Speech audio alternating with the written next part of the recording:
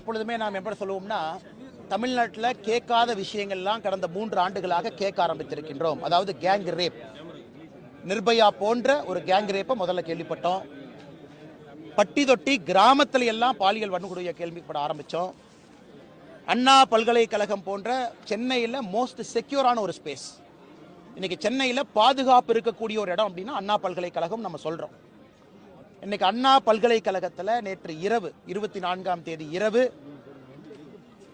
ஒரு சகோதரன், ஒரு மாணவி, அவர்கள் இருவருமே நள்ளிரவில் அண்ணா பல்கலைக்கழகம் உள்ள இருக்கக்கூடிய அந்த உட்டடி ஏரியா, அதாவது மரங்கள் அதிகமாக இருக்கக்கூடிய பகுதியில் தனிமையில் பேசி கொண்டிருந்த பொழுது மர்ம நபர்கள் 2 பேர் வந்து அந்த மாணவனை அடித்து சென்று விட்டு 4வது ஆண்டு படிக்கக்கூடிய மாணவனை, 2ஆம் ஆண்டு படிக்கக்கூடிய அந்த மாணவியை கொடூரமாக பாலியல் வன்கொடுமைக்கு ஆளாக்கி இருக்கின்றார்கள், உடல் காயத்தோடு.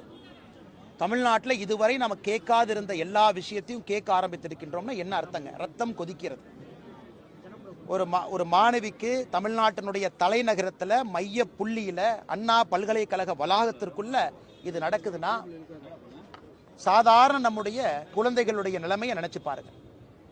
இன்னைக்கு அதை விட அதிர்ச்சியூட்டக்கூடிய தகவல் என்னன்னா, அங்க இருக்கக்கூடிய சிசிடிவி பழுதடைந்திருக்கிறது. எந்த சிசிடிவியும் வேலை செய்யல அப்படின்னு இன்னொரு அதிர்ச்சியான தகவலை சொல்றாங்க.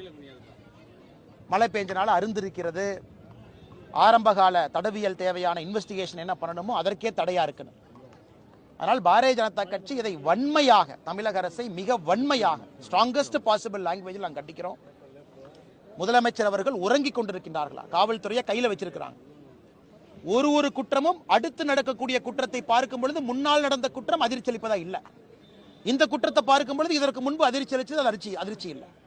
அப்படி ஒன்றொரு குற்றமும் போட்டி போட்டுக்கொண்டு தமிழகத்தில் சட்டம் ஒழுங்கு என்பது செத்துவிட்டது. சட்டம் ஒழுங்கு என்பது தீவிரவாதிகளுக்காக இருக்கட்டும், ரவுடிகளா இருக்கட்டும், எந்த குற்றம் செய்யக்கூடியவங்க கூட ஒரு பயத்தை ஏற்படாத ஒரு சட்டம் ஒழுங்கு நம்ம வச்சிருக்கோம். நான் பலமுறை சொல்லிக் கொண்டிருக்கின்றேன், காவல்துறையில் அரசியலை கலந்துட்டீங்க, அதனால காவல்துறை செயலிழந்து இருக்கிறது. அதற்கு ஒரு உதாரணம் இன்னைக்கு. அதனால் தயவு செய்து முதலமைச்சர் நான் கேட்டுக்கிறேன், முதலும் கடைசியுமா அது இருக்கட்டும். முதலும் கடைசியுமா மிக மிக மிக கடுமையான நடவடிக்கை என்ன எடுக்கணுமோ அதில் எடுங்க, மிக கடுமையான நடவடிக்கை. அடுத்து இது போன்ற ஒரு குற்றத்தை அந்த கல்லூரி மாணவி தன்னுடைய சொந்த இடத்துக்குள்ள, படிக்கக்கூடிய இடத்துக்குள்ள, கல்லூரி வளாகத்திற்குள்ள அந்த கல்லூரி மாணவியை 2 பேர் கயவர்கள் இது போன்ற பலாத்காரம் செய்திருக்கிறாங்க அப்படின்னா என்ன ஒரு தைரியம் இருக்கணும்? அதனால் என்ன சொல்வதென்று எங்களுக்கும் தெரியவில்லை. செயலிழந்து இருக்கக்கூடிய தமிழக அரசு இனியாவது கொஞ்சமாவது தலை நிமிர்ந்து நிற்க வேண்டும், காவல்துறைக்கு அதிகாரம் கொடுக்க வேண்டும் என்பது மட்டும்தான் எங்களுடைய ஒரே விருப்பமாக இருக்கிறது. அது நடக்கும் என்று ஆண்டவனை நம்புகின்றோம், வேண்டுகின்றோம்.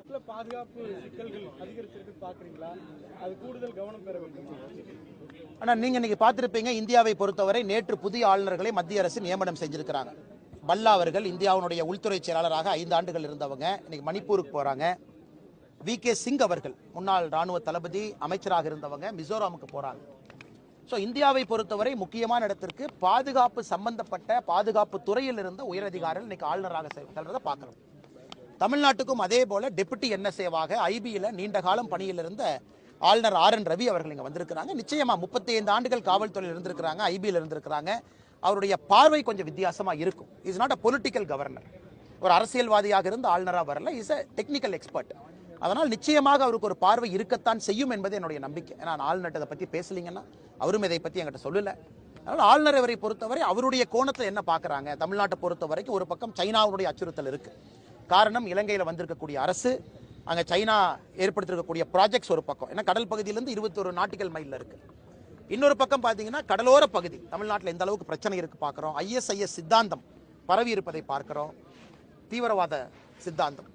அதையெல்லாம் தாண்டி உள்ள இருக்கக்கூடிய லா அண்ட் ஆர்டர் பிரச்சனைகளை பார்க்குறோம். அதனால் ஆளுநரை பொறுத்தவரை என்ன சொல்லியிருப்பாங்கன்னு தெரியலீங்கன்னா, பட் அவர் லா அண்ட் ஆர்டர் பெர்ஸ்பெக்டிவ்ல பார்ப்பதற்கு அவருக்கு முழு தகுதி இருக்குது என்பதுதான் என்னுடைய கருத்துங்கண்ணா.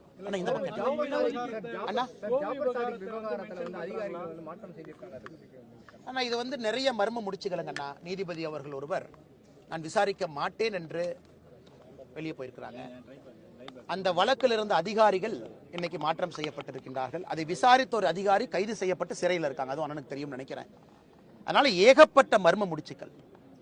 அதனால் இது மாநில அரசு, இங்க இருக்கக்கூடிய சட்டம் ஒழுங்கு கையில் இருக்கக்கூடிய டிஜிபி அவர்கள் பத்திரிகையாளர் சந்திப்பு நடத்தணும். ஏன்னா ஒரு நாளுமே இந்த அரசு ஜாஃபர் சாதிக் கேஸை பொறுத்தவரை அரசின் மீது சந்தேகம் வலுவடைந்து கொண்டே இருக்கிறது. அதனால் டிஜிபி அவர்கள் ஒரு பத்திரிகையாளர் சந்திப்பு நடந்து என்ன நடக்குதுன்னு அவர் முதல்ல சொல்லிட்டுங்கண்ணா. டிரான்ஸ்ஃபர் பண்ணுறாங்கன்னா ஏன் பண்ணுறாங்க?